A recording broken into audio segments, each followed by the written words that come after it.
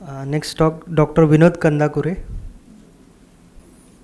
Good afternoon, respected chairpersons, my seniors and colleagues. My talk is on sculpting incus for ossiculoplasty. So our ossicular chain comprises of three ossicles, malleus, incus and stapes, which transform the sound from outside to inner ear by three ways. First is quaternary lever, and then ossicular lever and hydraulic lever. Ossiculoplasty, it is a surgical repair of the ossicular chain to restore the advantage of the conduction mechanism or middle ear transformer mechanism in tympanoplasty. The surgical repair includes to reconstruct the diseased or dislocated or fixed ossicular chain. The material for this surgery may be with the available healthy ossicles or autografts or allogenic graft or other synthetic materials. The commonest indications for ossiculoplasty is caused by a disease, that is chronic otitis media, mostly seen in cholesteatoma. The commonest is eroded incudostapedial joint, seen in 80% patients.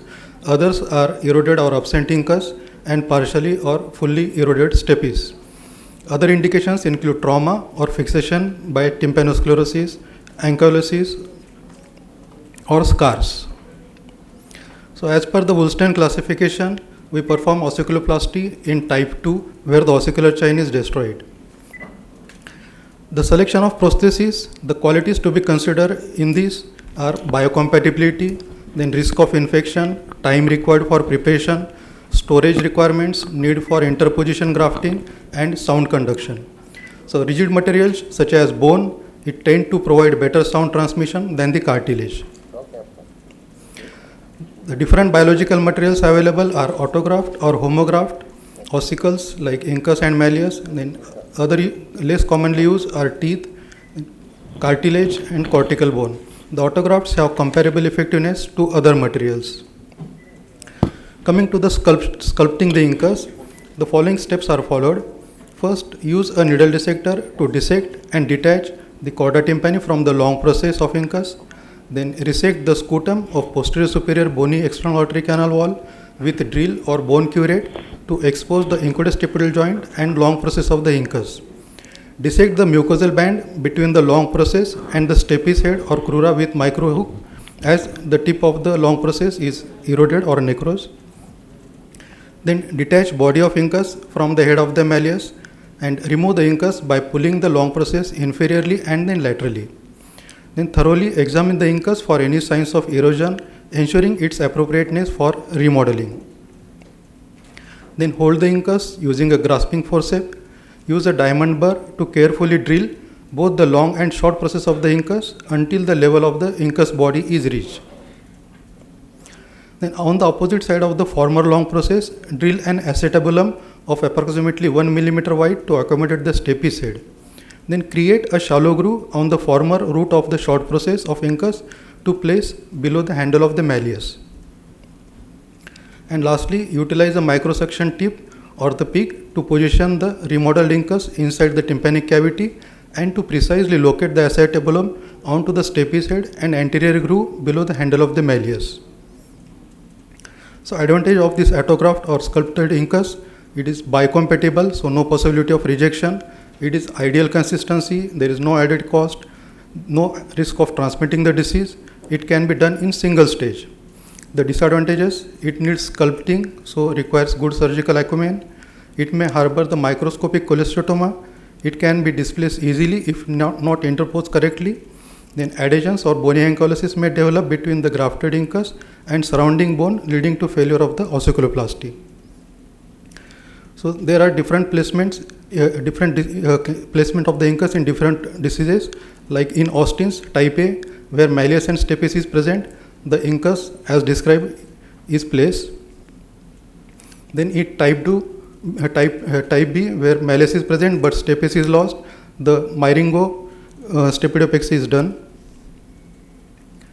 Then in where malleus is absent and stapes is present, the sculpted incus is placed over the head of the stapes between the drum or below the drum.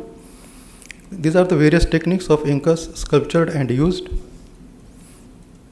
This is the Pennington technique, where vertical malleus stapes assembly is made. Then double dowel technique, where horizontal malleus stapes assembly is made. Then these are other different techniques. One is wares with notch short process and notch long process. Then these are other techniques. So these are two cases.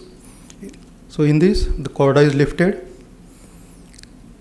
As you see, the long process, the tip is eroded, the mucosal band between the long process and the stapes head, it is removed. The head of the stapes is also eroded here. Then incus is displaced. The incudomalleolar joint is dislocated. Incus is displaced inferiorly and it is taken out with grasping forceps. Incus held with mosquito. The short process and long process are drilled out till the level of the body.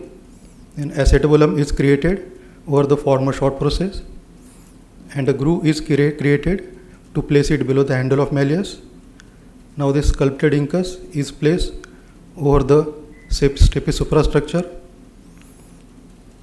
the acetabulum over the stapes head and groove below the handle of the malleus, and the graft is placed back. This is one more case where stapes head is present, but only the tip and lenticular process is necrosed.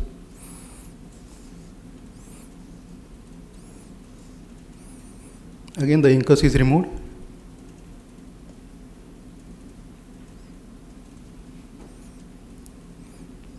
Again the sculpted incus is sculpted, drilling the short process and long process.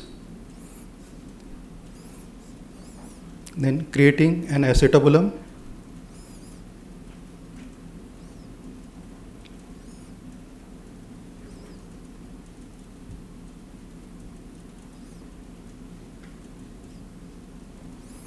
Then placement of the incus, the acetabulum over the stapes head and groove below the handle of malleus.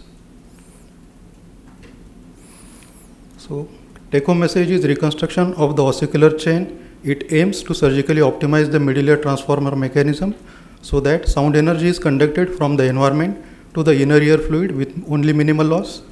A recent survey by Goldenberg and Emmett reported that 25% of surgeons rank autograft or homograph bone as their first choice in reconstruction. If the lenticular process of the incus is eroded and if the manubrium is in close proximity to the stapes suprastructure, interposition of the incus prosthesis, sculpted incus, is an excellent choice. Thank you so much.